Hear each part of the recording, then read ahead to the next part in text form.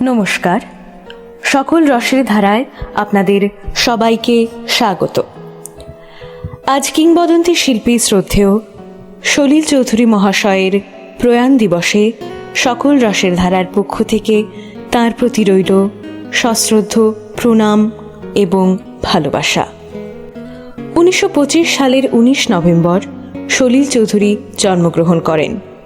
তিনি ছিলেন একজন ভারতীয় সঙ্গীত পরিচালক, গীতিকার, সুরকার এবং গল্পকার।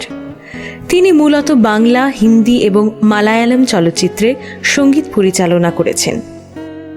আধুনিক বাংলা গানের সুর স্রষ্টা হিসেবে এবং গণসঙ্গীতের প্রণেতা হিসেবে তিনি একজন স্মরণীয় বাঙালি। তার গুণগ্রাহীদের কাছে তিনি সলিলদা বলেই পরিচিত। সলিল চৌধুরী দক্ষিণ 24 পরগনা জেলার রাজপুর সোনারপুর অঞ্চলের গাজীপুরে এক হিন্দু কায়স্থ পরিবারে জন্মগ্রহণ করেন। তার বাবা জ্ঞানেন্দ্রনাথ চৌধুরী আসামের লতাবাড়ি চা বাগানে ডাক্তারি করতেন। বাবার কাছে সলিল চৌধুরীর সঙ্গীত শিক্ষার হাতেখড়ি। জ্যাঠতো দাদা নিখিল চৌধুরীর কাছেও সঙ্গীতের তালিম গ্রহণ করেন তিনি। মূলত নিখিল চৌধুরীর ঐক্যবাদন দল মিলন পরিষদের মাধ্যমেই গানের জগতে শৈশবেই সম্পৃক্তি। তার শৈশবের বেশিরভাগ সময় কেটেছে আসামের চা বাগানে। 8 ভাই বোনের মধ্যে তিনি দ্বিতীয়।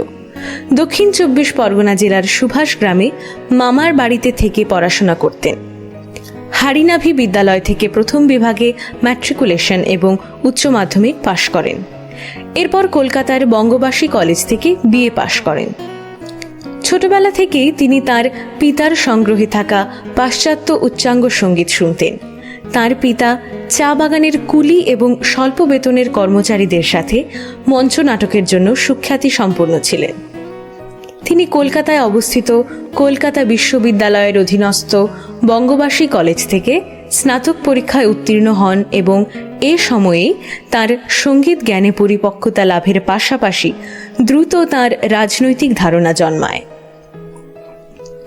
1944 সালে যখন তরুণ সলিল চৌধুরী তার স্নাতক পড়াশোনার জন্য কলকাতায় আসেন, তখনই ভারতের কমিউনিস্ট পার্টির সাংস্কৃতিক দল ভারতীয় গণনাট্য সংঘ বা IPTA-তে যোগ দেন। এ সময় তিনি গণসঙ্গীত লিখতে এবং এর জন্য সুর করা শুরু করেন। IPTA এর সাংস্কৃতিক দলটি বিভিন্ন শহর এবং গ্রামগঞ্জে ভ্রমণ করতে থাকে, যা এই গানগুলোকে সাধারণ মানুষের কাছাকাছি নিয়ে আসে।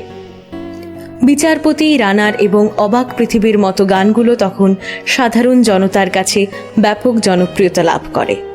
গাঁয়ের বধূর মতো গান তখন বাংলা সঙ্গীতে একটি নতুন ধারা তৈরি করেছিল, যা মাত্র 20 বছর বয়সে সুর করেছিলেন সলিল চৌধুরী। পশ্চিমবঙ্গে তখনকার প্রায় প্রত্যেক প্রতিষ্ঠিত শিল্পী এসব গান গেয়েছেন। এর মধ্যে হেমন্ত মুখোপাধ্যায়, শ্যামল মিত্র, মানবেন্দ্র মুখোপাধ্যায়, প্রতিমা বন্দ্যোপাধ্যায় প্রমুখ উল্লেখযোগ্য। তার প্রথম বাংলা চলচ্চিত্র পরিবর্তন মুক্তি পায় 1949 সালে। তার 41টি বাংলা চলচ্চিত্রের সর্বশেষ চলচ্চিত্র ছিল মহাভারতী, যা 1994 সালে মুক্তি পেয়েছিল। 1953 সালে বিমল রায় পরিচালিত দো বিঘা জমিন চলচ্চিত্রে সঙ্গীত পরিচালক হিসেবে সলিল চৌধুরীর হিন্দি চলচ্চিত্র শিল্পে অভিষেক ঘটে। সলিল চৌধুরীর ছোট গল্প রিক্সাওয়ালা অবলম্বনে এই চলচ্চিত্রটি তৈরি করা হয়েছিল। এই চলচ্চিত্রটি তার কর্মজীবনকে নতুন মাত্রা যোগ করে যখন এটি প্রথমে ফিল্মফেয়ার সেরা চলচ্চিত্র পুরস্কার এবং কান চলচ্চিত্র উৎসবে আন্তর্জাতিক পুরস্কার জিতে নেয়। বাংলা এবং হিন্দি চলচ্চিত্রে 20 বছর কাজ করার পরে সলিল চৌধুরী 1964 সালে চিম্মিন দিয়ে মালায়ালাম চলচ্চিত্রে প্রবেশ করেন।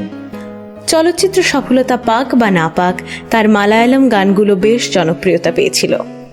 তিনি প্রায় 75টির বেশি হিন্দি চলচ্চিত্র, 40টির বেশি বাংলা চলচ্চিত্র, প্রায় 26টি মালায়ালাম চলচ্চিত্র এবং বেশ কিছু মারাঠি, তামিল, তেলেগু, কান্নাড়া, গুজরাটি, ওড়িয়া এবং আসামিয়া চলচ্চিত্রে সঙ্গীত পরিচালনা করেন। 1995 সালের 5 সেপ্টেম্বর 69 বছর বয়সে তিনি মৃত্যুবরণ করেন। আজ তার 26তম প্রয়াণ দিবসে সকল রসের ধারা আয়োজিত গানে গানে তোমায় ডাকি শীর্ষক অনুষ্ঠানটি দেখতে চলে আসুন আমাদের ফেসবুক পেজে এবং ইউটিউব চ্যানেলে। ধন্যবাদ।